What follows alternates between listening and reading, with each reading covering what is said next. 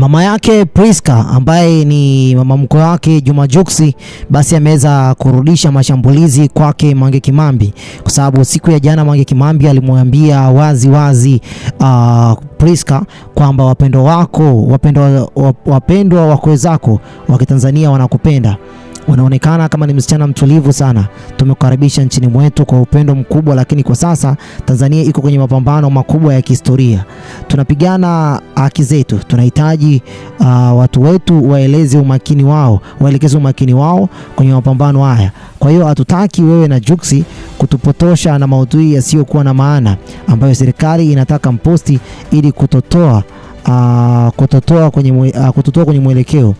Tupo nyuma yao serikali kisawasawa na tutawalegezea kamba. Kwa hiyo tunakuomba wewe na Jux mtulie kimya kwa miezi 5 ijayo. Baada ya uchaguzi mnaweza kuendelea kufanya chochote mtakacho ili kubaki kwenye umaarufu na tutawaunga mkono. Tafadhali msitufanye tuwachukie. Wiki ijayo mkenda London, tafadhali hakikisha Jux anabaki chumbani na msiposti ujinga wowote utakao tupotosha kutoka kwenye mapambano haya ya muhimu sana. Na wakati uko hapo, mwambie Jux amwambie pia rafiki yake Diamond naye pia atulie kwenye miezi 5 ijayo. Tunajua ninyi amtajihusisha na mapambano yetu kwa sababu mnafaidi marupurupu yanayotolewa na serikali na gharama za maisha ya maisha yetu sisi wengine, lakini tunawaomba kwa heshima msiharibu juhudi zetu. Kama mnataka kufanya kiki mambo ya kuwavutia umaarufu,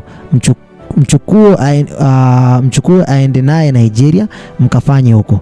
Tena tunakuambia kwa upendo, msichana wetu mrembo, usichukulie maneno vibaya. Tunakupenda sana na tunawapenda wa Nigeria. Sasa mama yake ambaye ni mama yake Priska, sasa katika siku ya leo baada ya kuona chapisho hili kwake Mange Kimambi, kwa sababu aliandika katika lugha ya Kiingereza, ilikuwa known kabisa kwake yeye kuweza kuisoma, na nafikiri Priska aliweza kupata ujumbe huu na mwisho wa siku ukaweza kumfikia mama yake mzazi. Sasa mama yake mzazi katika siku hii ya leo tunavyoongea ameweza pia kumtagi Mange Kimambi, kaandika katika lugha ya Kiingereza, mimi nakuletea katika lugha ya Kiswahili, na Mange Kimambi pia jana aliandika katika lugha ya Kiingereza, mimi nakupa katika lugha ya Kiswahili kama nilivyokusomea hapo mwanzo. Kwa naenda kukusomea kile ambacho kimetokea. Ameandika kwamba: Mange Kimambi, nimeshtushwa na ujasiri wako wa kushangaza kumzungumzia binti yangu na mume wake kwa namna hiyo, kuwaita maudhui yao ya kijinga na kujaribu kueneza hofu na vitisho. Hili alikubaliki kabisa. Kama mzazi